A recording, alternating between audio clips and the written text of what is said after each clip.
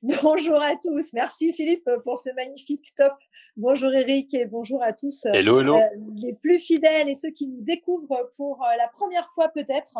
Voilà notre rencontre quotidienne du lundi au jeudi. Nous avons le plaisir avec les speakers.com et l'AFCP de vous proposer des sujets très différents d'un jour à l'autre d'ailleurs et puis de naviguer avec nos différents conférenciers dans différents univers pour pouvoir échanger avec eux d'une manière un peu différente. Alors parfois, vous connaissez leurs conférences, parfois pas. Et l'objectif est véritablement d'apprendre à les découvrir. Alors, les speakers.com qui sont représentés par Eric. Eric, bonjour Eric Blo.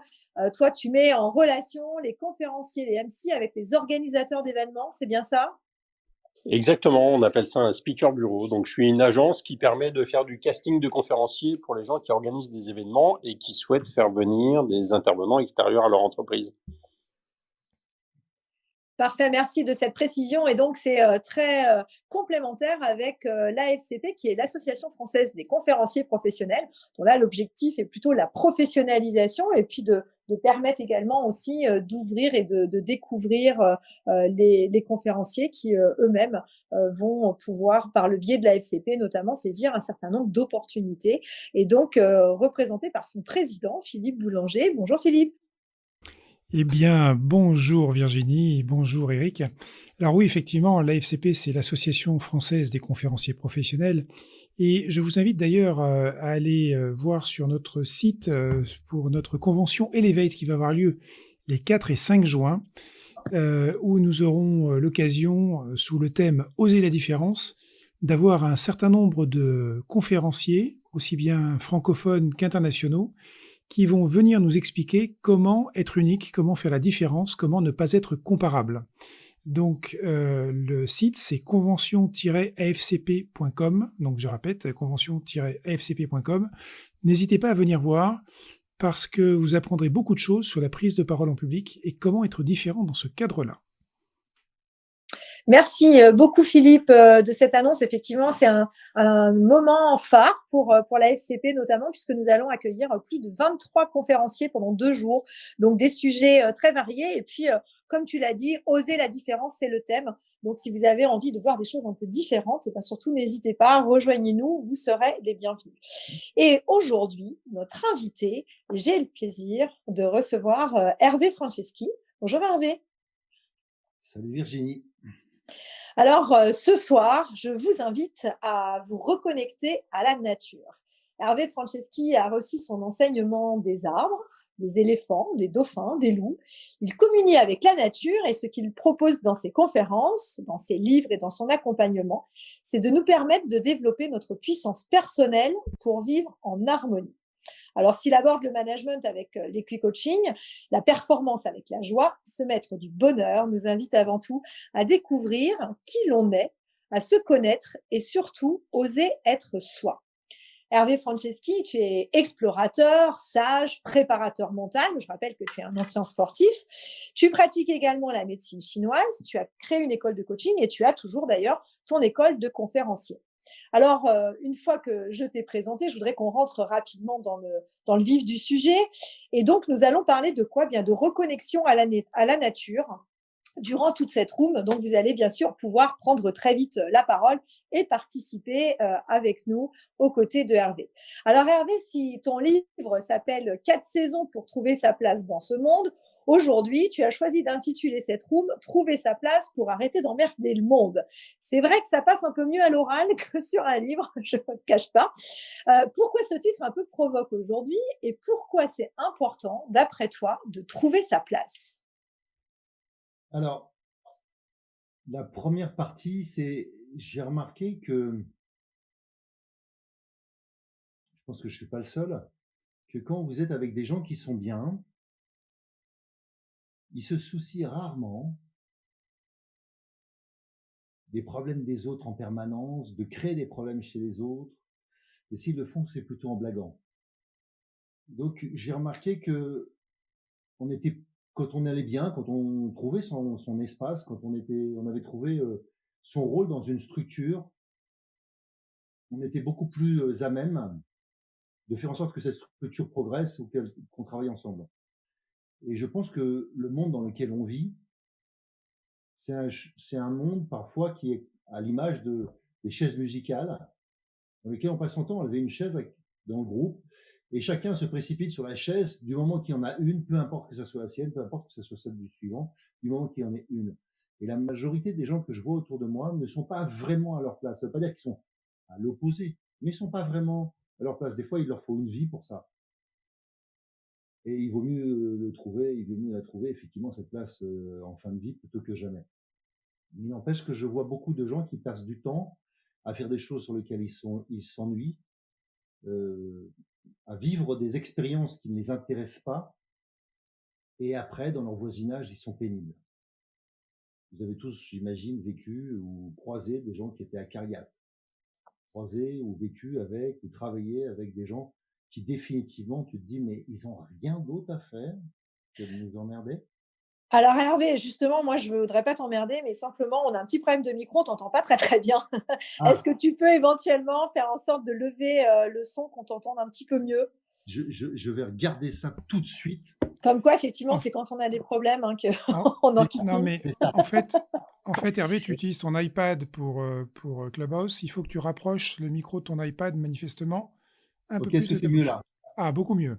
Ouais, formidable. Ok. J'ai mis un peu de son, quoi. C'est-à-dire que je me suis un peu amplifié. Voilà, exactement. Mais on sentait que c'était sous le ton de la confidence. D'ailleurs, les chaises musicales, on le sait, hein, c'est quelque chose de très personnel que tu vivais, toi, dans ton enfance. Alors, je vais te laisser reprendre le cours de ce que tu étais Et en alors, je train de te disais que dire. une partie des raisons pour lesquelles je crois à cette maxime qui est que quand je trouve ma place, j'arrête d'emmerder le monde, c'est que je me suis aperçu à quel point autour de nous, il y avait des gens qui ne trouvaient pas leur place, qui n'avaient pas cette aptitude à savoir s'ils étaient dans une place qui était juste. D'ailleurs, je fais un test souvent quand je travaille avec des comités d'organisation et je les fais rentrer dans une salle et je leur demande de choisir leur siège. Une salle qu'ils ne connaissent pas, des sièges qui ne leur sont pas attribués, il n'y a pas de plan de table. Et bien souvent, certains attendent que d'autres se soient assis pour savoir s'ils peuvent s'asseoir. En fonction de où s'assoit le chef, où s'assoit telle personne, je vais m'asseoir. Alors qu'en fait, il y a une place. Il y a une place qui est juste. Il y a des gens qui sont faits qui sont à l'aise pour être à côté d'une porte, d'autres pas. D'autres qui sont bien quand ils ont le mur dans le dos, et ainsi de suite, ainsi de suite. Donc, trouver sa place dans la vie, c'est quelque chose qu'il faut savoir faire, quelle que soit la situation, qu'on soit assis, debout, ou qu'on soit tout simplement à trouver sa place dans sa fonction, dans ce qui serait juste pour moi, dans le job dans lequel je devrais être. Et c'est de ça dont je parle. Et quand je ne trouve pas cette place, c'est exactement comme un enfant qui serait rejeté. En permanence, il fait chier son monde. Je ne crois pas qu'il y ait d'autres termes. Même s'il ne veut pas le faire. Mais dans la réalité, c'est ce qu'il produit. Alors, on va rentrer un peu plus dans le, sujet, dans le vif du sujet, parce qu'effectivement, trouver sa place, dit comme ça peut paraître à la fois complexe et un peu simple, mais bon, il y a des méthodes, j'imagine, tu vas nous en parler. Par Oui. contre, tu as relevé quelque chose que je trouve très intéressant et qui mérite peut-être qu'on s'y attarde un tout petit peu. Quand tu parles de ces chaises, justement, sur lesquelles les personnes se placent, moi, tu as évoqué quand on a préparé, parce que bon, même si on est censé être très spontané, je prépare quand même un peu, hein, moi j'ai encore du mal avec le lâcher prise, j'ai du travail à faire encore, hein. Mais je pense que j'ai quand même trouvé ma place. Mais est-ce que tu peux nous parler de cette notion d'architecture invisible? Oui, dans les organisations, comme dans la vie, dans les structures, dans toute société, en fait, il y a ce qu'on appelle des architectures visibles, qui sont des règles qui sont édictées, des valeurs, des modes de fonctionnement, des horaires, tout ça, ce sont des règles visibles. Les architectures invisibles, ça a à voir avec ce qui n'est pas nommé, ce qui est implicite. Par exemple, le fait que si là on parle en français, et pour tous ceux qui ne maîtrisent pas la langue, on fait comme si tout le monde maîtrisait la langue. Donc, moi, j'ai travaillé pendant longtemps dans des entreprises anglo-saxonnes, je suis pas le seul ici, eh bien, c'était implicite qu'on parlait tous anglais. En fait, pas du tout au même niveau. Donc, les temps de réponse, quand on fait un débat, si on maîtrise pas la langue, il faut laisser des temps pour que les gens qui sont un peu plus longs à appréhender la langue puissent parler, par exemple. Ok. C'est implicite qu'on est tous des rapides ou qu'on est tous des lents. Et en fait, tout ça, c'est des modes de fonctionnement qui sont une structure, par exemple, dans une organisation. On parlait tout à l'heure d'un bureau. Eh bien, les formes des pièces, si jamais on se réunit en rond, induit un mode de comportement très différent. Je prends un cas simple.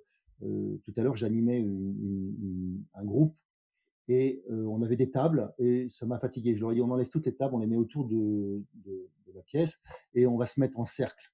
Et là, il y avait plus de protection. Il y avait pas que moi qui étais debout. Tout le monde devait être ou assis ou debout, mais plus rien entre nous. Donc il y avait pas de chaise, il y avait pas de table entre les gens. Là, d'un seul coup, le dialogue est très différent. C'est encore une architecture soi-disant invisible, en fait, elle est visible, mais dans laquelle on s'habitue à travailler derrière des tables, parler derrière des écrans. On fait comme s'il se passait rien. Alors en fait, il se passe des choses. Donc qu'est-ce qui se passe? Comment je les mets en œuvre? Et tout ça, pour moi, c'est des moyens, enfin, si je les rends visibles, si je les rends explicites, de faire comprendre que on soit dans un système qui est plus harmonieux, plus égaux, plus éthique, parce que j'explicite les règles. Et dans beaucoup d'entreprises, comme tu le sais quand tu as commencé, où souvent on n'explicite pas les règles, même si au bout de 5 ans tu fais: «Ah bah d'accord, c'est évident, c'est comme ça qu'on se fonctionne ici». Mais sauf que c'est pas dit. Et c'est pour moi, c'est une des Mais raisons pour lesquelles ça peut être difficile par moment. merci beaucoup d'être rentré un petit peu plus dans ce détail. Alors justement, quand on parle de trouver sa place, ça correspond à quoi? Globalement, qu'est-ce que tu entends par là? C'est quoi trouver sa place? Comment on fait? Alors, je sais pas si enfin, comment on fait? Je vais en parler parce que c'est le bouquin, c'est une méthode, mais il y a pas qu'une méthode, ça va de soi. Il y a plein de formats pour y arriver. Il y a des gens qui la trouvent tout seuls et puis il y a des gens qui errent, on va dire. Sur le trouver sa place, qu'est-ce que ça veut dire pour moi? Ça veut dire justement que je suis à un endroit, comme tu l'as dit tout à l'heure pour toi, où tu sens qu'en fait, tu contribues.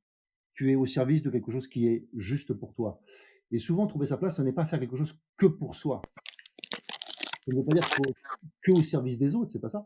Mais ça veut dire que c'est souvent quelque chose qui te dépasse et qui te permet d'être ce que tu es avec davantage de potentiel, souvent même d'ailleurs en exploitant une autre partie de ton potentiel que tu n'avais jamais exploité auparavant et qui te donne envie d'apprendre, qui te donne envie d'aller te dépasser, qui te donne envie d'être utile, qui te donne envie d'avoir des désirs d'échange avec les autres, avec la communauté, avec le monde dans lequel tu vis. Et souvent, c'est ça qui te permet d'être à ta place. Mais à sa place, ça peut être dans la nature, ça peut être dans un bureau. Pour moi, ça, c'est des modalités.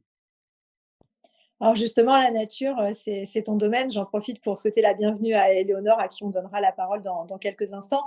La nature, donc tu en parles. Tu as également parlé de ton livre, Les 4 saisons pour trouver sa place dans le monde.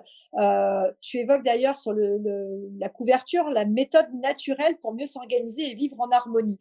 Parce que effectivement, vivre en harmonie, être heureux, trouver sa place, tout ça, ça fonctionne ensemble en quelque sorte. Alors toi, tu parles de méthode. Qu'est-ce que tu entends par là? En fait, une méthode, ça veut juste dire qu'il y a un ensemble de principes, de préceptes, de fonctionnements, de règles, que si je suis, vont m'aider à arriver à faire quelque chose. D'accord? C'est pas un mode d'emploi, c'est un processus qui, en avançant, te fait progresser. Pourquoi les 4 saisons? C'est parce que justement, je crois que nous vivons dans un monde qui a oublié qu'il y avait des saisons.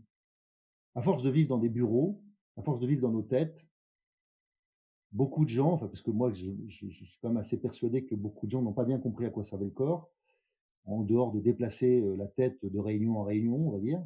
Ils n'ont pas bien compris à quoi servait l'ensemble des capteurs qu'ils ont, qui sont des capteurs sensitifs, nos sens, mais pas que.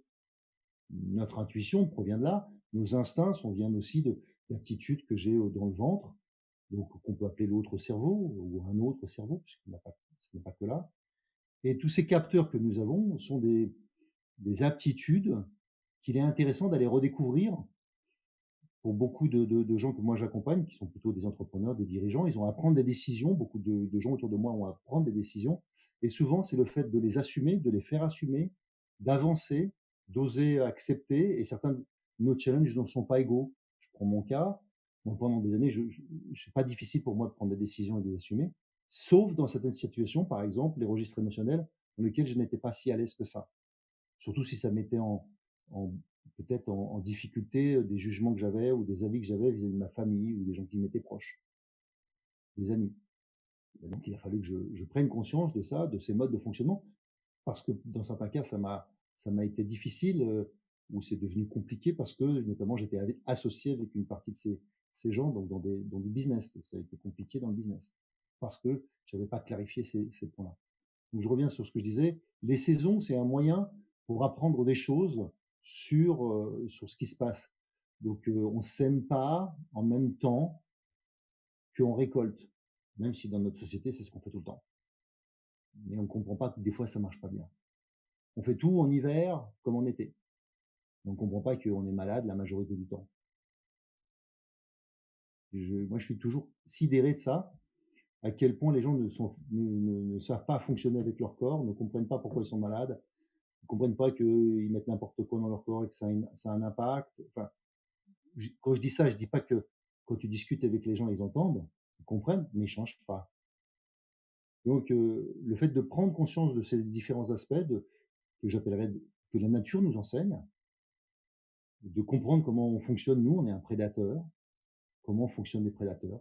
Moi, j'ai étudié les prédateurs et les proies, pas que, mais notamment, comment ça fonctionne. Et si on regarde pas seulement d'un point de vue anthropologique, mais aussi philosophique, eh bien, tu t'aperçois qu'on peut apprendre, heureusement, de nous-mêmes. Et je trouve que la sagesse, par exemple, ce sera mon prochain thème à Elevate, eh bien, ça peut être intéressant qu'on développe de la sagesse, et la nature est une sagesse extraordinaire. Alors, on va rentrer dans le détail, effectivement. Tu as fait d'ailleurs une conférence à Elevate aussi sur ces sujets, sur le leadership naturel. Je propose qu'on en parle juste après.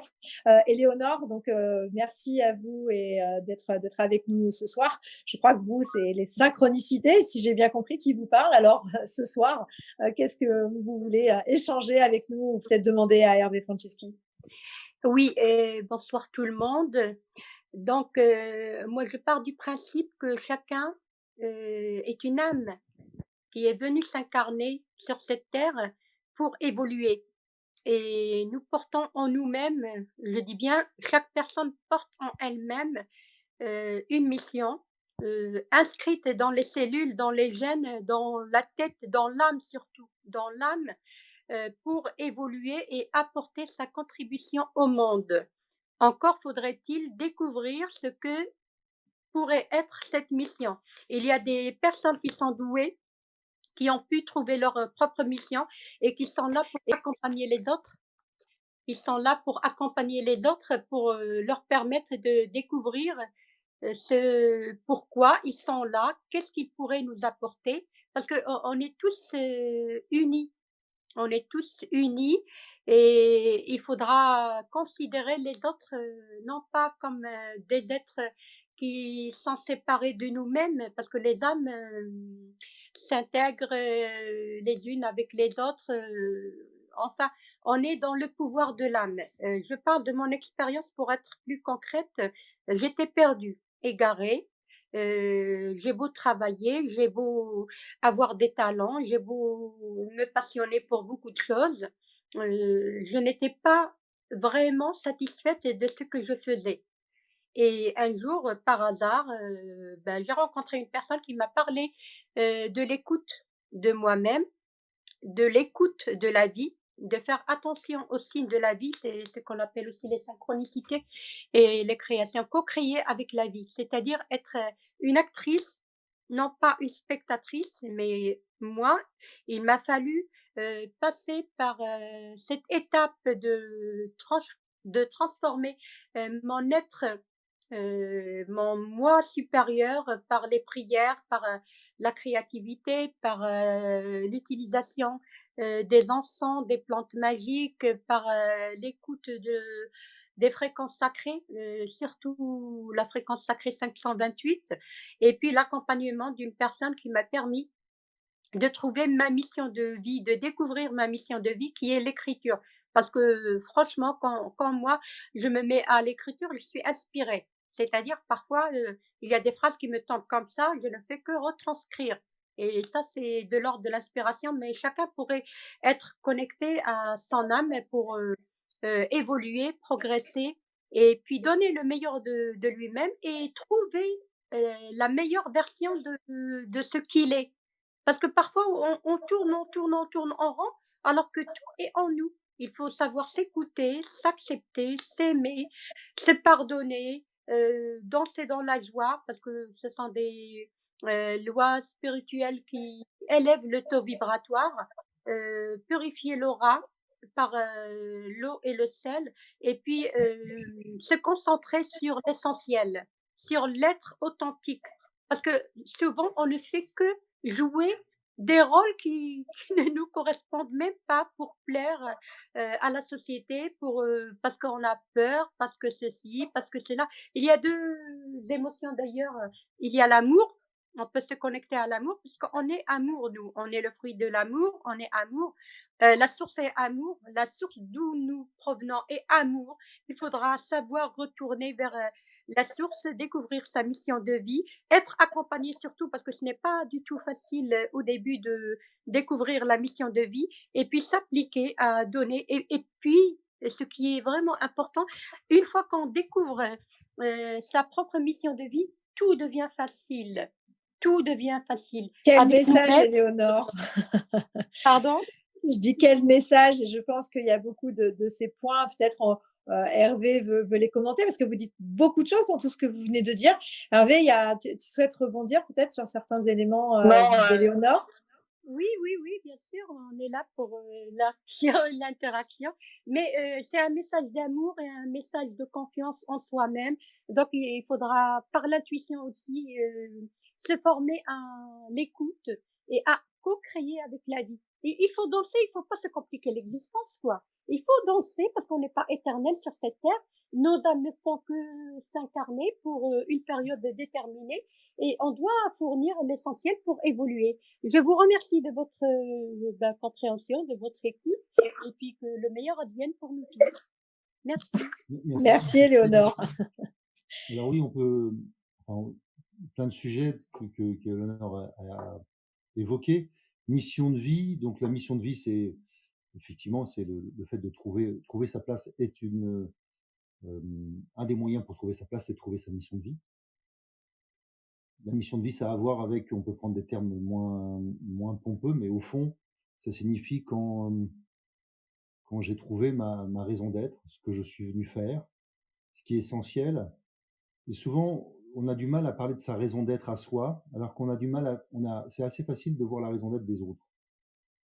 Je prends un cas simple, c'est si tu parlais de ta famille ou des gens qui sont autour de toi, des gens que tu aimes, hein, j'entends, peut-être qu'il y a des gens avec qu'on aime moins, dont on a moins envie de parler, mais les gens qui sont proches ou dans un groupe, dans un collectif, si je sais pas, on prend chez Eric Blo, voilà, dans la famille, dans les gens qui sont autour, chez toi Eric ou tout à l'heure Philippe ou Éléonore, eh bien, si vous regardiez les gens qui sont autour de vous, qu'est-ce qui manquerait si une de ces personnes venait à manquer? Est-ce que ce serait de la joie, au-delà de simplement l'amour que je leur porte? Qu'est-ce qui manquerait? Et donc, si vous êtes des contributeurs de joie, ben, il manquerait de la joie. Si vous êtes des contributeurs d'aider les gens, ben, il manquerait de l'aide. Si vous êtes des généreux, il manquerait de la générosité, et ainsi de suite. En fait, c'est des choses que vous portez presque malgré vous. C'est-à-dire qu'au fond de vous, vous êtes profondément ça, vous incarnez ça, et plus vous l'êtes, ça vous met en joie, plus c'est juste. Et un des moyens de savoir si on est sur sa mission de vie ou sur son chemin de vie, c'est d'être en joie. La joie c'est l'émotion. Là, je prends ce terme vraiment pas que dans un sens spirituel, dans un sens d'éveil le plus large possible. La joie est le moyen pour savoir quand vous êtes sur votre chemin de vie. Parce qu'en fait, à chaque fois que vous la croisez, chaque fois que vous croisez ce chemin de vie, vous serez en joie. Et donc, ça vous permettra de savoir si c'est parce que vous avez besoin d'être entouré, si vous avez besoin de, je sais pas, j'en sais rien, de faire des choses dans lesquelles vous mettez de l'application, vous avez des talents absolus. Par talent, j'entends des aptitudes innées qui vous ont été délivrées, que vous savez ensuite développer. Okay. Donc, par exemple, ça serait, si on voulait revenir sur la notion de mission de vie, j'ai entendu les mots essence. Donc, pour moi, c'est toujours l'essence, la quintessence, les 5 sens. Comment on arrive à développer notre essence. Et justement, une des choses que je trouve qui est fondamentale, que tu parlais des arbres, je dirais que j'ai jamais vu un poirier qui essayait d'être un pommier. Jamais. Les humains, c'est fréquent. Alors, je ne sais pas s'il y a d'autres éléments, parce qu'Éléonore a dit beaucoup de choses sur lesquelles tu veux revenir. C'est intéressant cette notion, effectivement, que la joie, finalement, est comme un baromètre et nous permet, en effet, de savoir si on est sur la bonne voie ou pas. Alors, justement, quand on parle de cette voie, Éléonore a évoqué le fait d'une rencontre, par exemple, et qu'elle a été Mmh. accompagnée.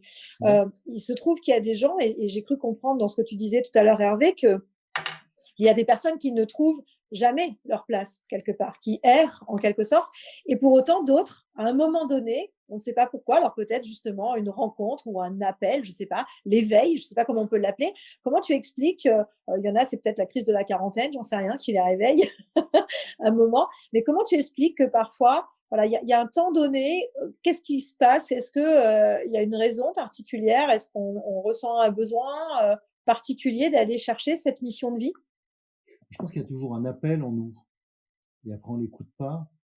Tu vois, je pense que depuis qu'on est enfant, adolescent, on a eu des appels entre guillemets, intérieurs, j'entends, des choses qui t'ont poussé à aller faire des choses qui sont essentielles pour toi.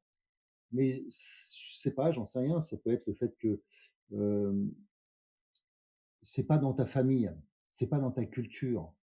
Donc c'est difficile d'aller se mettre contre sa famille, contre sa culture.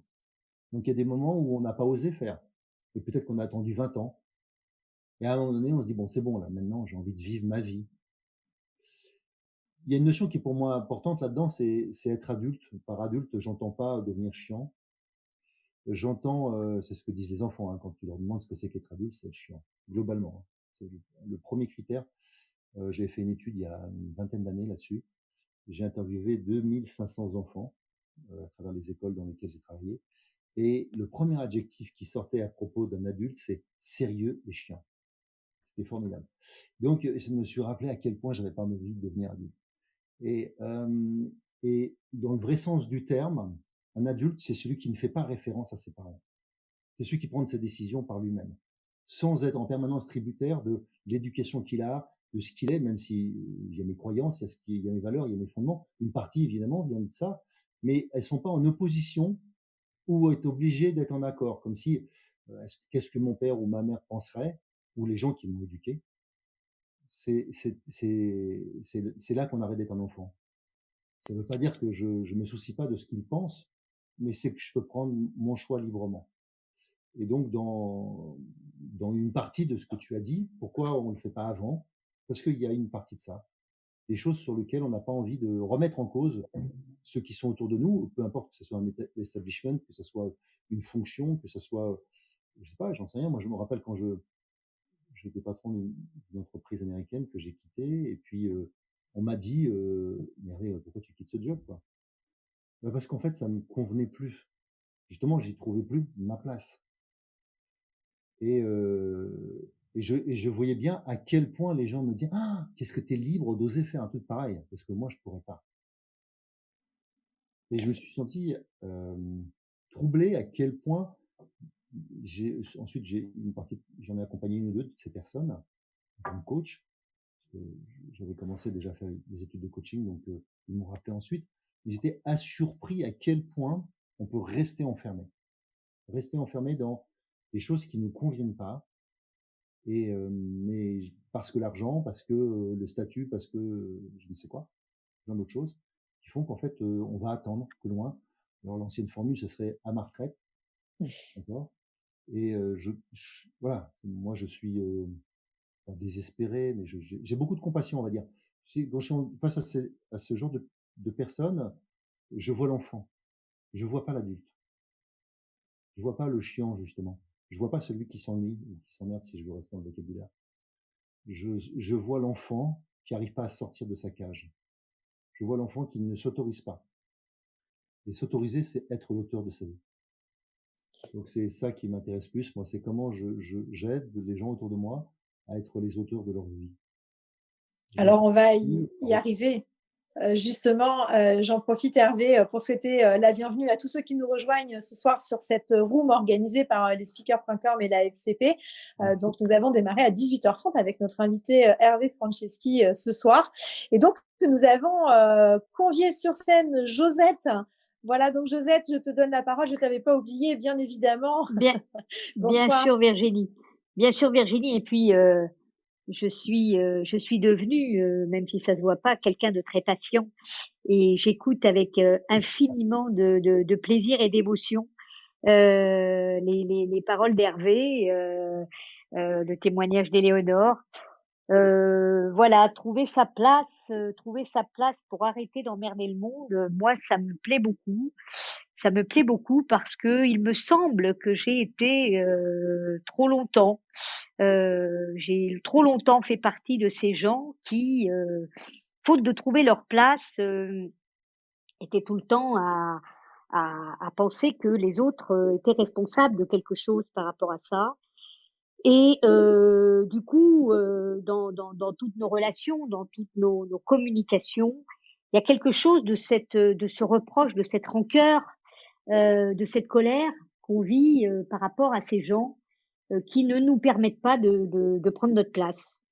Et puis, heu et puis il y a eu effectivement, des rencontres, de très, très belles rencontres que j'ai su, ça, c'est quelque chose pour reprendre, ce dont vous parliez tout à l'heure, et j'aime beaucoup ce que dit, Hervé, l'enfant qui est enfermé, et cetera, qui n'arrive pas justement à sortir de sa coquille, c'est ça demande un tel effort, quand on est, justement plus l'enfant, mais quand on est arrivé à cet âge, où on est considéré comme des adultes, dans cette coquille d'enfant.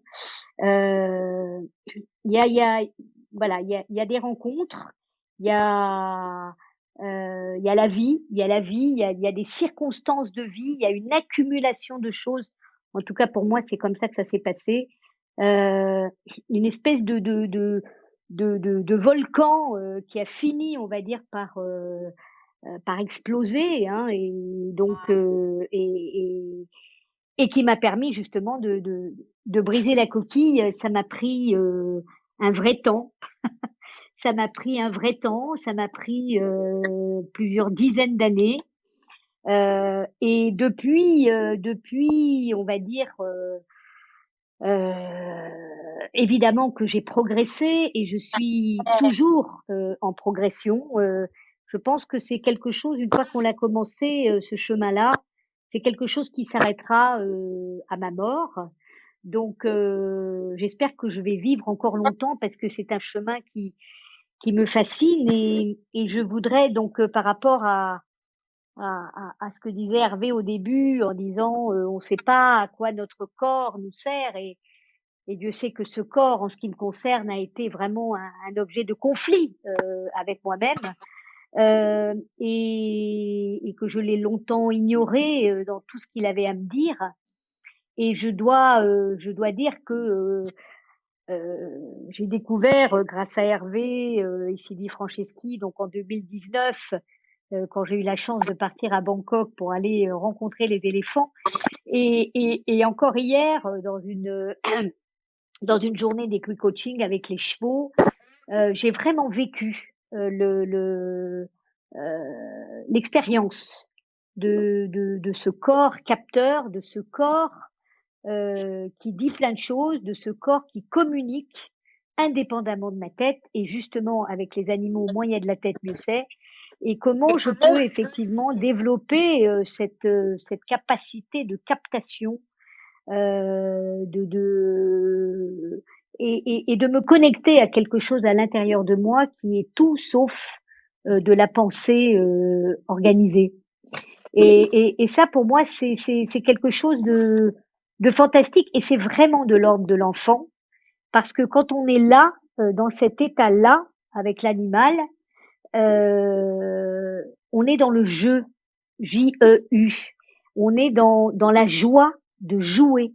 On a 5 ans et là, on a beau avoir l'âge que j'ai, on voudrait, vraiment, faire, le chemin en retour et rester comme ça, et on se dit: «Mais pourquoi je suis pas née, au milieu des chevaux? Pourquoi, j'ai jamais eu, ne serait-ce qu'un chat?»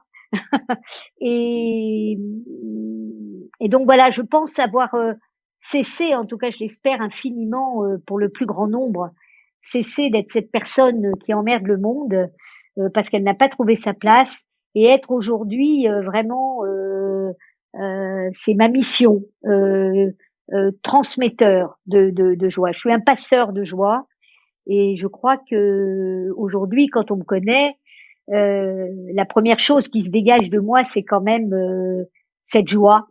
Et donc, c'est aussi ça qui me fait dire aujourd'hui à quel point je suis reconnaissante à la vie, à tous ceux que j'ai rencontrés, à Hervé, à Tao l'éléphante et Sylvie Franceschi et les chevaux qu'on a croisés hier.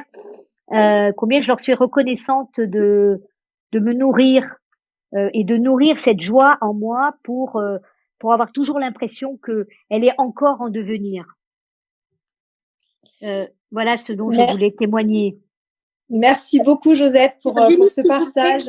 s'il vous plaît, une seule, Oui, une minute pour livrer à tout le monde, à toutes les personnes qui m'écoutent.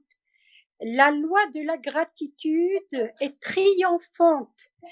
Si vous êtes perdu, égaré, que vous ne trouvez personne pour vous aider, remerciez la vie, remerciez l'univers, remerciez les forces positives, remerciez vous-même dans la joie, dans la danse, et attendez-vous à ce que des miracles se produisent. Je parle en toute connaissance de cause. Je l'ai vécu moi-même. J'ai donné ce secret que moi j'ai trouvé, qu'on m'a donné, la loi de la gratitude. Il faut être dans la loi de la gratitude. Remercier, remercier. Attendez-vous au meilleur et vous allez créer, co-créer avec la vie. Il va vous répondre et vous envoyer les personnes appropriées pour vous aider. Voilà, Oui. c'était. Oui, Éléonore, je voudrais juste dire, moi les il faut ne m'ont jamais aidé. Ce qui m'a aidé, ce sont les mains qui se sont tendues, ce sont des gens qui ont su me dire tout ce que tu as déjà fait, c'est grand, t'as pas besoin d'en faire plus. Donc voilà, je voulais finir là-dessus parce que je voudrais redonner la parole à Hervé s'il a envie de reparler de tout ça. merci Josette. Effectivement, tu as évoqué, et Hervé, j'espère que tu vas pouvoir nous en parler, bien sûr. Josette a évoqué son expérience avec les éléphants, avec les chevaux. On sait que c'est une des particularités qui te correspond. Est-ce que tu peux nous en parler? Quelles expériences tu fais? Qu'est-ce que ça nous apporte? Comment ça nous aide à trouver notre place? Alors, je reviens juste sur le dernier mot, sur la partie gratitude. Donc oui, Éléonore, c'est une clé fondamentale de la gratitude. D'ailleurs, c'est ma première Tu semaine. peux parler un tout petit peu plus fort, Hervé, parce que vraiment là, c'est difficile. Je peux mettre un peu de volume. C'est bon pour moi là? Merci, merci. Okay. Donc je disais que la gratitude, c'est fondamental aussi. Oui, j'en suis persuadé. C'est pour ça que c'est mon premier sujet dans le bouquin. Donc savoir remercier la vie, parce que justement, une des raisons pour lesquelles on est pénible, c'est qu'on ne regarde pas ce qui nous arrive, on ne regarde pas ce que nous avons, on regarde ce que nous n'avons pas. La deuxième chose que je voulais reprendre sur ce que tu disais tout à l'heure, Josette, donc merci de ton témoignage. Et oui, j'ai eu la chance aussi de participer à ton éveil. Enfin, je sais pas comment appeler ça autrement. À trouver, que tu trouves davantage ta place. On y a participé, on n'est évidemment pas les seuls. Tu es sur ton propre chemin et nous, on essaye de, enfin nous, on essaye. On a participé à quelque chose auquel tu as souscrit. Un certain nombre de personnes viennent tous les ans tester ce qu'on fait avec les éléphants et ce qu'on fait avec les chevaux ou avec d'autres animaux. Alors à quoi ça sert? Pourquoi faire ça? Il y a plein de raisons pour lesquelles on peut être intéressé par l'EQ-coaching, qui donc un travail qui n'est pas d'écu-thérapie, juste pour préciser. L'écu-thérapie, c'est un processus thérapeutique. Et que le coaching, c'est un processus de coaching. Donc, on est centré sur le devenir, sur des objectifs, sur ce qu'on veut faire, et pas sur régler des problèmes passés, même si parfois, en avançant, on règle du passé, mais pas toujours. Donc, dans le processus de l'écu-coaching, c'est un travail qu'on fait avec les chevaux, et les chevaux ont une aptitude, ils ont survécu depuis la nuit des temps, parce qu'ils ont une aptitude de connaître, de ressentir le rythme cardiaque que vous avez, ce qui autorise en fait un zèbre à boire à côté d'un lion ou d'une panthère. Et comment fait-il alors qu'il pourrait se faire bouffer dans la seconde qui suit? Eh bien parce que il sait exactement le rythme cardiaque du prédateur qui est à côté de lui, et que en fonction de ce rythme cardiaque, en fonction de ce qu'il vit, il sait s'il est en danger ou pas. Parce que lui, il sait qu'il est une proie. Et comment il sait qu'il est une proie? Parce que depuis la nuit des temps, il court, lui, il fuit. Quand nous, par exemple, nous contrôlant. Nous voulons maintenir, tenir, contrôler. C'est ce que nous faisons quand nous avons peur. Et l'inverse des chevaux, justement, ils courent, ils fuient. Et donc cette aptitude à fuir leur a permis de survivre depuis plus longtemps que nous sur cette terre. Sur le fonctionnement donc des chevaux, c'est un élément qu'on va appeler miroir. Ils ont une aptitude, c'est que quand vous allez mettre dans un rond de longe, on va dire que c'est un rond de 20 mètres de diamètre, dans lequel vous mettez un cheval avec une personne. Le cheval, dans la seconde où vous êtes rentré dans ce rond de longe, il sait exactement qui vous êtes, comment vous fonctionnez, s'il y a un danger ou pas de danger. Et comme c'est un éternel second, il est toujours en train de savoir ce que vous allez faire. Il s'adapte à vous. Et parce que vous ne faites rien, il se passera rien. Parce que vous faites quelque chose, ou parce que vous êtes quelque chose de différent. Parce que souvent, il y a une confusion entre l'être et le faire. Ça serait peut-être un peu long de parler de tout ça aujourd'hui. Mais en fait, dans cette confusion, il y a une raison pour laquelle je ne prends pas ma place. Par exemple, souvent, pour donner une anecdote, les gens qui se retrouvent au centre, c'est normalement la place que vous devriez avoir, et le cheval devrait être à l'extérieur. Même si on est en collaboration, ce n'est pas un rapport de dominance, c'est un rapport de collaboration. On va travailler ensemble. Quand je dis travailler, on va œuvrer, on va marcher ensemble, comme je le ferais avec un ami. Et donc, je ne sais pas qui lead quand je suis avec un ami. Je ne sais pas si c'est lui ou moi. Si je m'arrête pour faire mon lacet, il va pas partir obligatoirement, il va m'attendre, et ainsi de suite. Donc, au bout d'un moment, je ne sais plus si c'est le cheval qui lead ou si c'est moi qui lead. Et c'est cette collaboration qu'on essaie d'obtenir. Mais là, je prends un exemple. Une personne est au centre et le cheval vient. Et la personne est assez contente parce qu'elle se dit, le cheval s'intéresse à moi. Parce que si le cheval ne vient pas, peut-être qu'il s'intéresse pas à moi. Et donc, j'ai un problème avec, il s'intéresse pas à moi, donc je vaux rien. Bref, on pourrait partir dans une litanie ensuite de choses qui fait que c'est difficile pour cette personne. Mais en fait, le cheval vient et à ce moment-là se colle à la personne et fait comme ça avec. Il la pousse très légèrement. Et là, la majorité des personnes pensent qu'elle vient chercher un câlin. Non, elle dégage la personne. Elle dit simplement que tu prends pas ta place, t'existes pas. Donc, si je traduis, des fois, c'est un message un peu trop dur, donc je le dis plus les élégamment que je viens de le faire. Mais dans l'absolu, c'est ça que le cheval te dit. Il t'oblige à prendre ta place. Et donc, c'est pour ça que c'est un exercice aussi assez intéressant. Le travail qu'on fait avec les éléphants, le cheval, pour moi, c'est l'école de management. Si jamais on devait, quand je dis management, je parle aussi bien de vos enfants. En tant que parent, c'est énorme ce que vous pouvez apprendre sur vous, sur le fonctionnement en une demi-journée. En une journée, c'est des progrès énormes. Et je le fais avec des managers, avec des dirigeants qui dirigent depuis des années, qui savent comment ils fonctionnent et dysfonctionnent. Et ils sont en une demi-journée, on décrypte tous les dysfonctionnements de l'entreprise. J'entends de management, okay, de personnes en termes de management. C'est assez puissant, c'est très rapide. Et l'avantage des chevaux, c'est qu'ils ne vous critiquent pas, ils ne vous jugent pas, ils n'ont pas d'avis, pas de commentaires sur vous. Donc c'est assez rapide pour apprendre des choses sur soi. Après, ça peut être agréable, désagréable. Mon rôle, c'est de le faire en toute bienveillance. Le travail qu'on fait avec je sais pas si on peut appeler ça un travail, l'expérience qu'on va vivre avec les éléphants, c'est à voir avec sa puissance personnelle. Et c'est un mot qui est souvent pas compris parce que la puissance, c'est quelque chose qui est conceptuel, technique. Quand on parle à la majorité des gens de développer de la puissance, beaucoup parlent de force. S'ils comprennent les éléments techniques, on va dire la force multipliée par la vitesse, ils comprennent qu'il y a un deuxième composant qui s'appellerait la vitesse. Mais comment j'obtiens la force et la vitesse? C'est ça qu'ils vont faire en général. Alors qu'en fait, la puissance, c'est la force multipliée par la vitesse. Comment je vais multiplier deux éléments, deux parties que j'arrive à comprendre intellectuellement? Mais déjà, c'est pas toujours évident quand je vais te demander Virginie, mets-moi plus de puissance. Là, maintenant, développe ta puissance. Donne-moi plus de puissance de toi. C'est pas toujours simple, c'est pas toujours compréhensible. Donc, une autre manière de le voir, c'est une alliance, que moi je dis l'alliance du féminin et du masculin, c'est le yin et yang. Si je prends mon côté médecin chinois, si j'allie des choses qui sont différentes, et donc dans le yin, il y a la colline, et dans le yang, il y a l'arbre. Donc, quel est le plus fort? C'est pas toujours évident, hein, entre la colline et l'arbre. L'arbre tient à la fois la terre, et la terre permet que l'arbre pousse. Donc c'est des choses qui sont l'un dans l'autre, qui sont imbriquées. Et c'est plutôt ça, cette multiplication. Et en fait, souvent, on essaie d'expliquer des concepts alors qu'il faut les vivre. Et la connaissance, c'est ça, connaître sans faire, ne pas connaître. Donc il faut expérimenter quelque chose, vivre quelque chose, et de là, j'arrive à tirer un apprentissage, une expérience, une sagesse peut-être, si j'arrive à en tirer des leçons. Et donc ce que nous faisons avec les éléphants, c'est qu'à côté d'un éléphant, tu sais très rapidement que tu es vulnérable. Et la vulnérabilité, c'est la porte de la puissance. Par la porte, j'entends, c'est la porte qui donne à l'accès, la porte qui donne à l'accès à la pièce d'à côté. La pièce d'à côté, c'est ta puissance. Et une fois que tu as compris d'accepter ta vulnérabilité, d'assumer ta vulnérabilité, c'est comme quand tu es au fond de la piscine et que tu pousses, tu sais qu'il n'y a rien en dessous. Et la grande majorité d'entre nous, quand on apprend des choses, on a toujours un doute sur le fait que est-ce que ça tient sur quelque chose qui est, est-ce que le sol va tenir? Est-ce que je suis sur un sable mouvant? Est-ce que je construis sur des choses qui sont solides? Et c'est pas toujours simple, ça. Et c'est un moyen, c'est pas le seul, hein, mais c'est un moyen que j'ai trouvé extraordinaire, que la nature m'a proposé, que les éléphants m'ont proposé.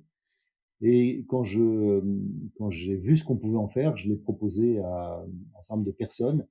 Et depuis, je continue parce que je trouve ça à chaque fois extraordinaire. Chaque fois, il se passe quelque chose qui n'est pas prévu pour moi, mais par les gens non plus. Et donc, le, cet accompagnement qu'on va faire pas qu'avec les éléphants, le lieu où on travaille aussi est pas négligeable. Les visites, je fais une descente de rivière. Il y a plein de choses qui participent à ce processus. Et la différence, c'est qu'on est en immersion pendant 6 jours, alors qu'avec les chevaux, on est en général sur une journée, on rentre chez soi le soir. Alors, merci à ceux qui nous ont rejoints. On est toujours sur cette room avec Hervé Franceschi. Merci Hervé. On a parlé des animaux. Alors, je vais donner la parole à Géraldine parce que j'ai vu que l'équicoaching faisait partie également aussi de ces domaines de compétences. Et puis après, je te propose que on parle des arbres. Voilà. Alors, Géraldine. Oui, bonsoir. Merci. Merci de m'avoir accueillie. Je suis ravie de t'entendre, Hervé. Je te suis sur les différents réseaux sociaux. Donc, en effet, je fais aussi de l'équicoaching et je travaille aussi avec cet animal magnifique.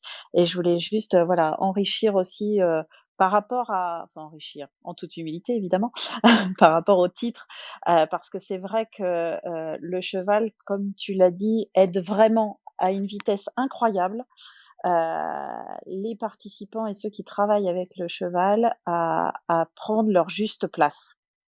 Et c'est vrai que ça, moi je le vois, régulièrement, j'accompagne, je fais aussi du coaching professionnel et quand j'ai des clients que j'accompagne déjà sur du coaching professionnel et qui participent à un séminaire, avec le cheval, en un quart d'heure, parfois même 5 minutes, il y a une prise de conscience énorme et j'aime beaucoup, l'idée, enfin, c'est vrai que j'avais vu que tu travaillais avec les éléphants. Je trouve ça assez intéressant. Du coup, je me pose la question, est-ce qu'il faut à chaque fois un animal, heu 10 fois, 100 fois plus gros que nous pour réussir à nous faire trouver notre juste place? C'est une vraie question.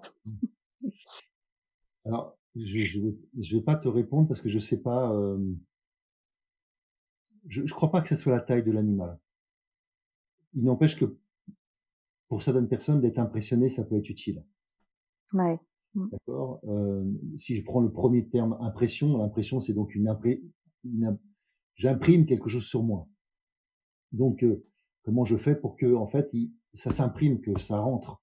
Et il est nécessaire d'avoir une expérience, mais cette expérience n'est pas nécessaire d'être impressionnante dans le sens terrifiant du terme. La grande majorité des gens, au regard des éléphants, ont peur. La grande majorité des gens auront peur à un moment donné avec les chevaux. Et c'est bien, bien, parce que c'est dangereux de pas avoir peur. Pour autant, Ouais, on est d'accord. il est nécessaire d'apprendre à gérer sa peur, parce que justement, ça fait partie des émotions. Elle a une fonction, elle a une place, justement. Ok. Et la peur, ça sert à développer de la vigilance. Et donc, la vigilance, ça me permet d'être normalement présent à moi, à l'écoute de ce qui se passe, mais sans son activité. Si je reste dans la peur, par contre, ça me rigidifie, je reste dans le froid, et évidemment, là, je ne saurais plus rien faire. Donc, c'est comment je vais sortir de la peur. Donc, un des moyens, c'est la traverser pour développer ce qu'on appelle du courage. Tout le monde, tout le monde peut apprendre ça. Donc, par exemple, c'est un des enseignements pour moi, que j'utilise avec les chevaux et les baleines ou les éléphants, les animaux qui peuvent impressionner les gens. Moins le cas en général avec les dauphins. C'est encore plus le cas si je travaille avec les loups. Mais pour l'instant, j'emmène personne avec les loups. Je fais ça que tout seul pour, pour l'instant, j'ai pas encore trouvé les exercices qui seraient simples pour tout le monde, on va dire. Et Donc le fait de pouvoir travailler avec des animaux est un moyen, mais il n'y a pas que les animaux. Tu disais tout à l'heure, Virginie, qu'on parlait des arbres. Mais pour ma part, j'ai aussi appris tout ça, ou une partie de ça, dans les éléments, je dirais dans l'eau, dans l'air. Moi, j'ai fait du deltaplane ou des choses comme ça, enfin, beaucoup de parapente, plus jeune. Être au contact de la nature, être au contact des... Moi, c'est ça qui m'a le plus aidé, mais en même temps, j'ai été sportif de niveau, il y a plein de choses qui m'ont aidé. Je sais pas, c'est une multitude de constructions, il n'y a pas qu'une chose, il n'y a pas qu'une rencontre, des multitudes de rencontres qui nous ont aidés. Simplement, il y a des moments où on écoute plus. Et c'est en ce sens-là que j'ai pris conscience que moi, je trouvais davantage ma place dans la nature et que je savais bien utiliser cet outil-là. Enfin, l'outil, je ne peux pas appeler ça un outil parce que c'est tellement plus extraordinaire que ça. C'est plus qu'un couteau suisse, la nature. C'est là où on est, du verbe naître, et puis là où on est, du verbe être. Tu voulais que je dise quelque chose, Virginie? Alors, je vérifiais que Géraldine, voilà, ne souhaitait pas ajouter quelque chose à ce que tu viens de dire. Oui, je voulais qu'on revienne également. On parle de la nature. La nature, on le voit, c'est une source d'inspiration et elle est un formidable modèle pour nous aider à trouver notre place. J'aimerais qu'on revienne sur la notion de leadership naturel. On en a parlé vaguement tout à l'heure. Tu as commencé à évoquer la notion de dominant. On sait que voilà, il y a la protection, l'alimentation. Il y a trois types, trois fonctions différentes. Est-ce que tu veux revenir éventuellement un peu dessus et partager avec nous et savoir si effectivement ces trois éléments correspondent à la fois à des profils. Donc, j'entends par là le profil dominant, le profil prédateur, le sage, comme tu les évoques.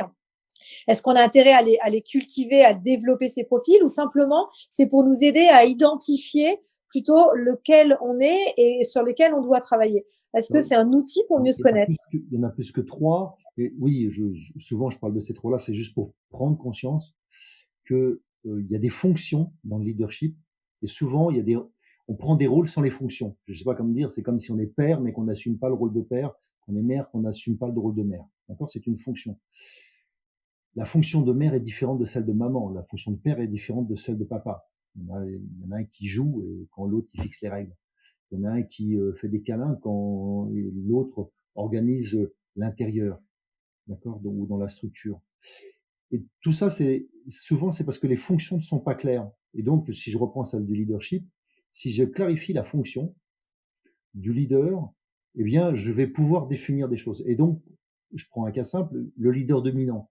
Souvent, dans beaucoup d'organisations, il y a de la dominance. Et si on regarde ceux qui n'ont pas survécu dans les grands cataclysmes, on va parler des dinosaures, mais on peut parler de presque tous les grands cataclysmes humains, enfin pas humains, sur cette planète, de toutes les vies sur cette planète, si on regarde ceux qui ont survécu, c'est les moins dominants.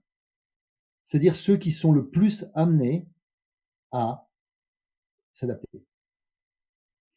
Parce que les dominants, et donc à chaque fois que je vais être dominant, je prends un risque d'une non-adaptation, d'une non-agilité. En même temps, la fonction du dominant, c'est de protéger. D'accord? On l'oublie souvent, parce que nous, on a pris la dominance comme étant une mode de régner, de gouvernance, alors que la dominance dans la nature, c'est celui qui va prendre risque pour les autres. C'est celui qui est là pour protéger l'autre, que ce soit une femelle, souvent, par exemple, chez les chevaux, ce sont souvent les femelles, alors que dans d'autres, je sais pas, chez les gorilles, ce sera les mâles. Donc, suivant les essences, il y a des mâles ou des femelles qui vont être les dominants. Et les dominants ont des privilèges, mais qui sont liés au fait que derrière, il faut que ça soit le plus fort pour protéger le groupe. Et c'est lui qui va prendre tous les risques pour que les autres n'en prennent pas. Alors que nous, dans nos structures, le dominant, il se sert, il bouffe, et il s'assoit sur le reste. Et il prend pas le risque quand il faudra le prendre. Donc ça, c'est une perversion du système. Mais sinon, dès que vous êtes, par exemple, en mode dominant, il suffit que je le vois pour beaucoup de gens, dès que je parle pour m'amuser mal de leurs enfants, hop, le dominant va sortir. C'est-à-dire, le protecteur va sortir. Eh bien, je le vois aussi dans le comité d'administration, que je vois des gens qui sont comme ça, en train de se bouffer le nez. Il y en a un qui devient dominant, en fait, simplement parce qu'il pense qu'on est sur son territoire. Donc, c'est un processus de territoire. Nous sommes une entité, on va dire un groupe. Nous sommes dans des fonctions grégaires, c'est-à-dire qu'en groupe, comme les chevaux notamment, comme beaucoup d'autres espèces, nous fonctionnons en groupe et donc la notion de territoire est essentielle. Et donc quand tu viens sur mon territoire, je peux avoir juste envie de protéger mon territoire. Pourquoi le lion fait du bruit? C'est pour dire que sur la périmètre dans lequel tu entends le son, eh bien tu es sur ton territoire. Après tu acceptes de rentrer sur ce territoire avec les risques que tu peux avoir à encourir, tu le sais. Donc ce processus, c'est que le dominant, c'est celui qui protège un territoire et ceux qui sont sur les territoires. Il n'a pas toutes les fonctions.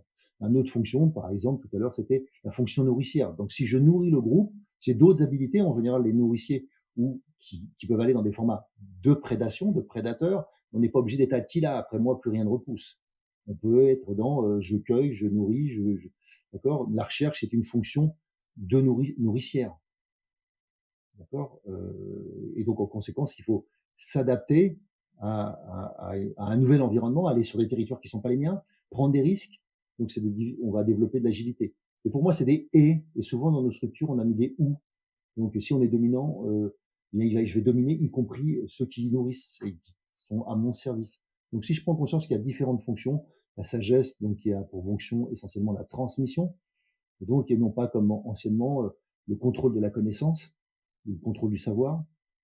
Et donc, toutes les sociétés qui se sont mis en dominance sur la sagesse ont perdu aujourd'hui. D'accord? Avec, pas que Wikipédia et Internet, mais globalement, il est de moins en moins possible de conserver un savoir unique, même quand on le vend, il est copiable très rapidement. Donc, si je suis pas en train d'évoluer, ma valeur ajoutée est faible. Donc voilà, pour moi, dans le leadership naturel, pour donner une définition simple, qu'est-ce que j'appelle le leadership naturel par rapport à du leadership? Le leadership, c'est une aptitude à influencer, à l'idée, à faire en sorte que les gens avancent ou produisent quelque chose. Eh bien, le leadership naturel, c'est une aptitude que vous avez tous quand je rentre dans une salle. Comment j'influence les gens? Est-ce qu'ils me regardent? Est-ce qu'ils ont les yeux vers moi? Est-ce qu'ils baissent les yeux? Ils sont impressionnés par moi? Est-ce qu'ils vont vers moi? Est-ce qu'ils parlent de moi? Qu'est-ce qui se passe quand je suis là? Et ça peut être du verbal et du non-verbal. Et tout ça, ça m'indique qui je suis. Et c'est cette aptitude qu'on peut travailler notamment avec les animaux, avec le cheval, avec cet aspect miroir, mirroring, qui va faire que je vais progresser plus rapidement sur moi-même, parce que peu de gens dans la vie vont oser te dire que tu n'es pas à ta place. Peu de gens vont oser te dire que tu ne prends pas ta place quand tu as la possibilité de la prendre. C'est-à-dire que quand tu as je dirais un développement, un sous-développement de toi. Tu as un poste, on te le propose, on dit ah Virginie, c'est pour toi ce soir. Et puis tu fais ah ben non, je vais te laisser. Alors que c'est pour toi. Tu as toujours eu envie de faire ce truc. Et donc pour moi, souvent, on rabroue les gens qui sont prétentieux, qui font trop, mais on n'incite pas les gens qui n'en font pas assez. Et donc la difficulté de pas trouver sa place, elle est dans les deux sens, et elle est beaucoup plus souvent dans nos sociétés quand je n'ose pas, quand je prends pas, quand je n'y vais pas. Évidemment qu'il y a des gens qui en font trop. Alors, on parle d'oser, justement. Moi, j'ai envie de dire, vous qui êtes avec nous, osez peut-être prendre la parole avec Hervé ce soir. Peut-être vous avez des témoignages ou des questions. Je ne sais pas si vous avez eu l'occasion de participer à ces conférences. C'est vrai que ton livre également est extrêmement riche. Alors, il a cette particularité de nous mettre vraiment au centre, puisqu'il y a de nombreux exercices à l'intérieur. On a le choix aussi de la manière dont on veut l'utiliser, puisque comme tu le disais, tu l'abordes par 4 saisons, mais après tout, est-ce que parce qu'on est au printemps, on va commencer vers le printemps, ou est-ce que ça correspond plus à une phase de notre vie? Est-ce que tu peux nous donner peut-être une grille de lecture? Parce que je le trouve passionnant. Moi, personnellement, je l'ai découvert il y a déjà plusieurs mois. Je l'ai toujours à mes côtés. J'y reviens très régulièrement. J'aime beaucoup les contes également que tu utilises pour transmettre et faire passer des messages. On sent le sage, là d'ailleurs, dans ces transmissions de contes. Tu peux nous donner un peu le mode d'emploi, Hervé, de ce livre? Que je rappelle d'ailleurs, je rappelle le nom, 4 saisons pour trouver sa place dans ce monde. Oui, alors, dans le livre, on va trouver à la fois des contes, de tête, je crois qu'il y a 66 contes, il y a une soixantaine de thèmes, et il y a une centaine d'exercices ou plus. Donc, le processus, c'est que pour progresser, il faut expérimenter, je le disais tout à l'heure. Donc, on peut prendre un thème, par le thème, c'est-à-dire une idée, je vais dans la grille de lecture, dans l'index, et puis je vois un thème et je vais travailler un thème parce que ça me parle, c'est quelque chose qui fait écho chez moi. Ça, c'est une approche. Deuxième approche, c'est je prends aux semaines, puisque c'est un nombre de semaines, je peux calculer où j'en suis. Je ne sais pas exactement où on en est, je sais pas, à 25e semaine de l'année, j'en sais rien, mais quelque chose comme ça. Eh bien, je vais à la 25e semaine pour me mettre en mai et puis après suivre la suite. Et je peux suivre les saisons tout simplement, c'est-à-dire prendre conscience de là où j'en suis et dans ce que j'ai besoin de faire, parce que je l'explique au début du livre. Il y a donc une explication des processus que je peux faire et suivre pour progresser dans cette méthode. Les contes ont une fonction fondamentale pour moi. Pas seulement le fait que c'est une convention orale qui permet de transmettre la sagesse depuis la nuit des temps, ou en tout cas depuis la parole. Et c'est une manière de transmettre, en tout cas moi j'ai choisi des contes que j'appellerais initiatiques ou des contes de sagesse, qui ont une vocation de me faire réfléchir, de prendre un thème autrement, de me l'expliquer autrement. J'ai toujours aimé ça, raconter des histoires pour prendre du recul sur moi ou sur la vie. Et parce que je me suis aperçu aussi que quand on raconte une histoire, déjà en plus on peut la raconter soi-même après, quand on a entendu une histoire qui nous plaît. Mais deuxièmement aussi, l'enseignement, la sagesse de l'histoire, elle est à plusieurs niveaux. Hein, comme quand on a vu des fois un film, on a compris un premier niveau, et puis on le revoit, on fait ah, il y avait ça aussi, il y avait ça. Donc dans les contes, il y a souvent plusieurs niveaux, comme les contes pour enfants qui sont pas que pour les enfants. Parce que c'était les adultes qui les racontaient, il fallait qu'il y ait une histoire pour les adultes, sinon ils les auraient jamais racontés aux enfants. Donc souvent on oublie que les contes pour enfants ont été faits pour que les adultes les racontent aux enfants. Donc il fallait que l'adulte y voit quelque chose. Et ces doubles niveaux, où il y en a au moins des fois 2 ou 3 niveaux, qui me permettent de comprendre autrement, comme dans les fables de La Fontaine. Il y a la fable en elle-même, mais il y a aussi la morale ou ce que La Fontaine a voulu nous raconter, qu'est-ce qu'il veut nous dire derrière. Et ce qui m'a paru intéressant de temps en temps, c'est d'essayer de mettre en lumière un ou deux aspects du conte pour pouvoir le travailler. Donc, une autre manière de progresser sur soi, que ce soit, je sais pas, les thèmes comme la joie, l'amour, la confiance en soi, l'essence. J'ai entendu, je sais pas, le corps, donc je pense que c'est un point important pour moi. Mais aussi savoir jouer, savoir exister par le jeu. On est dans une société qui voudrait théoriser beaucoup de choses, et je pense que dans le jeu, il y a beaucoup de choses qui ne sont pas théorisables, qui sont juste à vivre, à expérimenter. Et tout à l'heure, on a parlé aussi de la prise de conscience, et je trouve que dans ces contes ou dans ces exercices, il y a beaucoup de moyens pour augmenter sa conscience. Parce que pour prendre une décision saine et juste dans la vie, ou s'organiser, il est nécessaire d'être en conscience. Et c'est vraiment ce qui manque à chacun de nous, la conscience. La conscience, c'est le pilote. Et moi, je m'aperçois souvent que quand on n'arrive pas à prendre une décision, et pour l'avoir expérimenté peut-être des milliers de fois avec des sportifs de niveau, avec des dirigeants de haut niveau, avec des gens qui ont l'habitude de prendre des décisions rapidement et qui doivent le faire, que quand ils sont en incapacité, c'est toujours la conscience qui n'est pas présente. Et dès que je remets la conscience, c'est une évidence. Dès que j'ai pas la conscience, il manque le pilote dans la voiture. Je voudrais que la voiture avance tout seul. Alors là, je vais m'adresser au préparateur mental que tu es aussi et au coach, parce que pour faire tout ça, effectivement, est-ce que ça nécessite pas un peu de discipline? Ce terme discipline, c'est quelque chose sur lequel j'aimerais qu'on revienne. Est-ce que c'est aussi un moyen d'accéder à la connaissance de soi? Est-ce qu'il faut être discipliné on parlait de méthode tout à l'heure, pour réussir à travailler sur soi, à se connaître et à franchir toutes ces étapes, on va dire, semaine après semaine, justement? Alors, j'ai pas de réponse toute faite là-dedans. Je sais juste que moi, la discipline m'a aidé. Le sport m'a aidé. J'étais un nageur, donc après je fais du water polo, donc un sport individuel, un sport collectif. Et la discipline, c'est aussi par discipline, j'entends pas obligatoirement le mot rigueur, qui est souvent associé, mais c'est pas mon mot du tout. Moi, je me sens pas rigoriste, je suis pas rigoureux non plus. J'ai une grosse énergie et que je peux mettre à profit à un moment, et je vais mettre beaucoup d'efforts, et après je vais avoir des creux. Et donc, si j'ai pas la discipline pour me maintenir, ça va être difficile. Et la discipline, c'est comme de la philosophie, comme de la danse, comme je sais pas, quelque chose que je veux apprendre, c'est par cette pratique répétitive qui va faire que je vais habiter. Il n'y a pas d'autre mot. Habiter, incarner, être, et pas seulement faire. Parce que oui, effectivement, c'est en forgeant qu'on devient forgeron, mais c'est pas toujours suffisant. Donc si je rentre pas dans la discipline dans le sens de ce qu'elle me demande, ce qu'elle exige de moi, par exemple, si je cours, eh bien, est-ce que si je mange beaucoup, je peux courir après? Moi pas. Je vais finir par vomir ou en tout cas, je vais pas être bien. En tout cas, mes performances seront médiocres. Donc, ma discipline va faire en sorte que 3 heures avant, je mange pas. Parce que j'ai envie d'être bien et ça me privera pas du tout de ne pas manger parce que je sais que je serai beaucoup mieux pour faire la performance qui est après. Donc, c'est en ce sens-là que la discipline a beaucoup de bénéfices. Et souvent, quand on entend le mot discipline, on entend le mot discipliné comme le mot, je dirais, m'obliger. Il y a quelque chose qui a à voir avec une obligation, c'est ça. Hein, il faut, comme tu disais tout à l'heure, Joseph.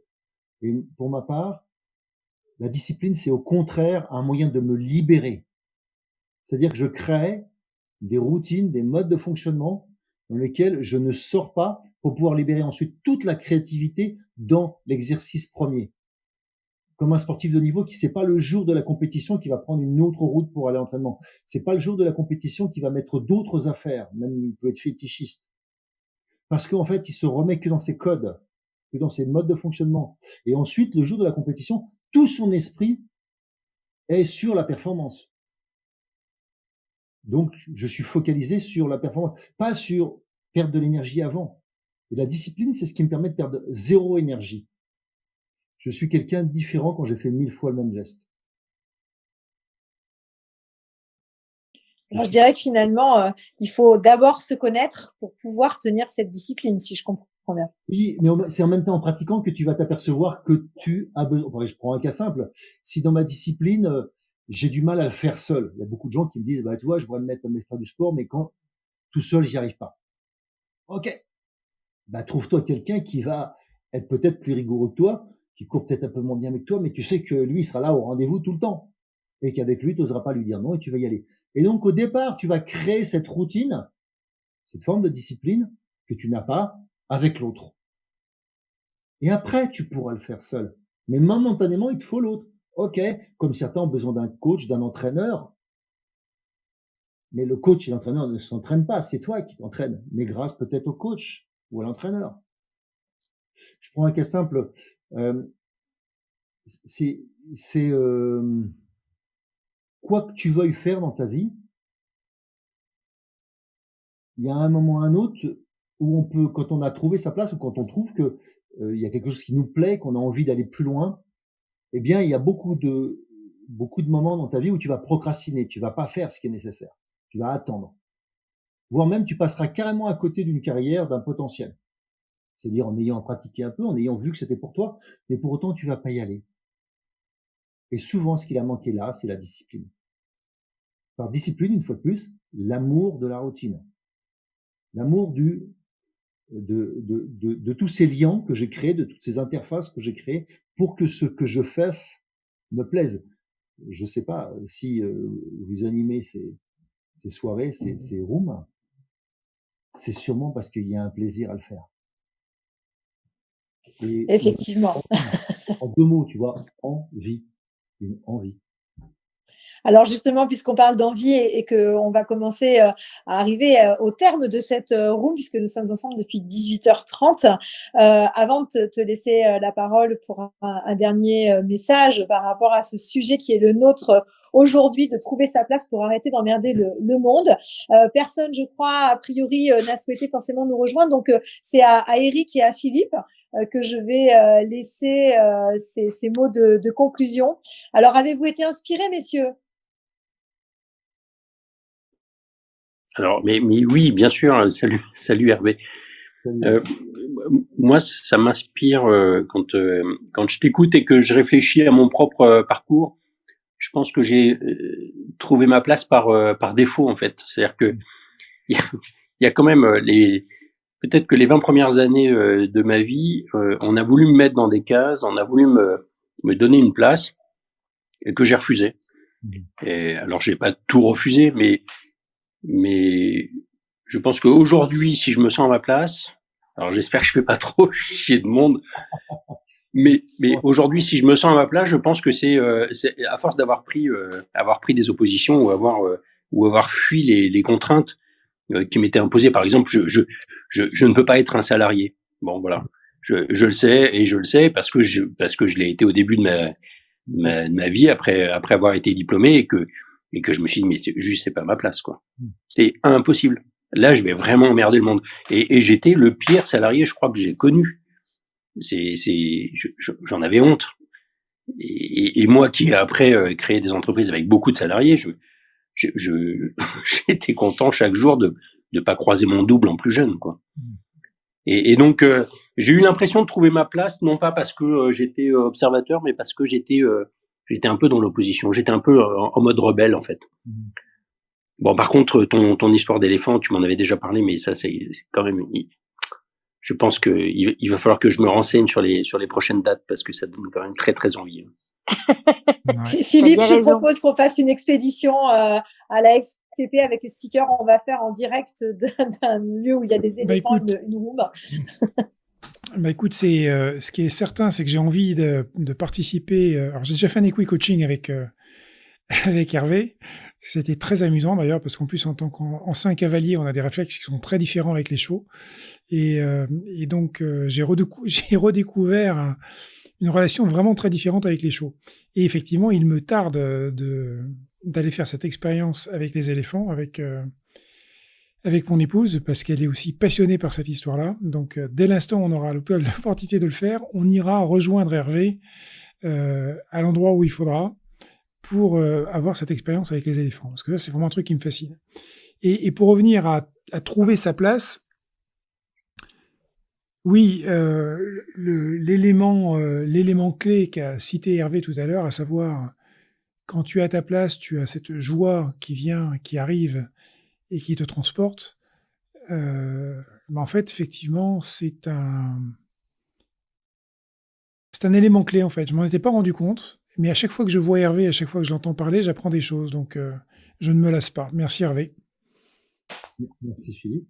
Merci Eric. Merci beaucoup. Alors effectivement, on arrive à la fin de cet échange et on aurait pu aborder encore plein d'autres sujets, bien sûr, comme l'intuition, par exemple, rentrer plus dans le détail de l'harmonie, plein de choses, parce qu'avec toi, c'est toujours passionnant, Hervé, et le temps passe très, très vite.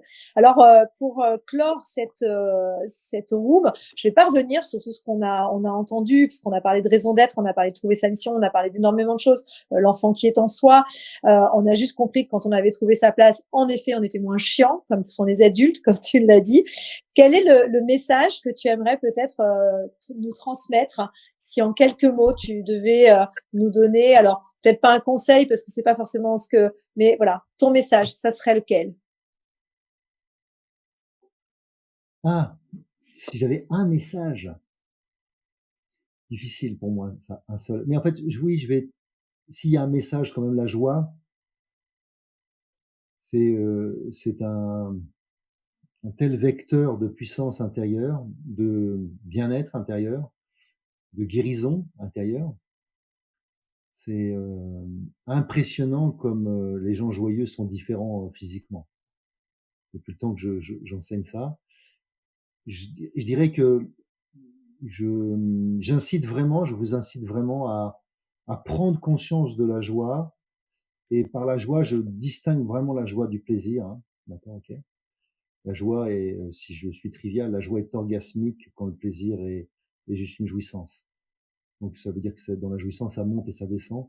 L'orgasme, ça s'expanse. Donc si ça s'expanse pas dans votre corps, ce n'est pas de la joie. Ça peut être quelque chose de très agréable, mais ce n'est pas de la joie. En conséquence, vous n'allez pas produire les mêmes neurotransmetteurs et la même puissance intérieure. Et donc oui, voilà, simplement, la joie, c'est rappeler que la joie est le moyen le plus simple qui nous a été donné, un cadeau extraordinaire, pour trouver, pour valider que nous sommes sur notre route, que nous sommes sur notre chemin, que nous arpentons cette vie avec joie. Alors, comme vous le savez, vous commencez à me connaître maintenant, j'aime bien clore toutes mes animations, y compris celles des rooms, par une citation. Alors là, je vais te lancer un petit challenge, Hervé, parce que c'est une citation que j'ai trouvée dans ton livre, justement, et j'aimerais que tu me trouves l'auteur. Et cette citation dit « Vivre en harmonie avec ses valeurs est l'une des clés du bonheur ». Oui, je connais l'auteur, oui.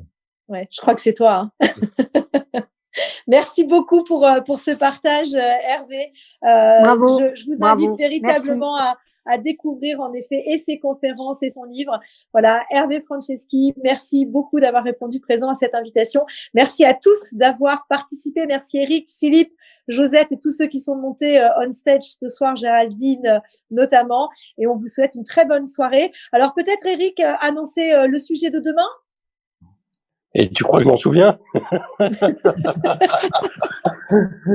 C'est Non, Carole, c'est je sais Carole. exactement où on l'a noté, mais oui, c'est Carole qui reçoit Siegfried Hack, c'est ça?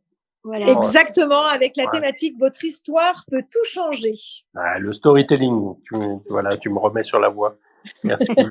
Et bien donc, rendez-vous demain à 18h30 également sur cette room avec lesspeakers.com et la FCP. Bonne Ça va soirée à être tous. passionnant, ça va être passionnant. Bravo encore à une fois. tous, bravo à tous, et Ouais. merci de cette room. Merci infiniment. Merci Hervé, à bientôt.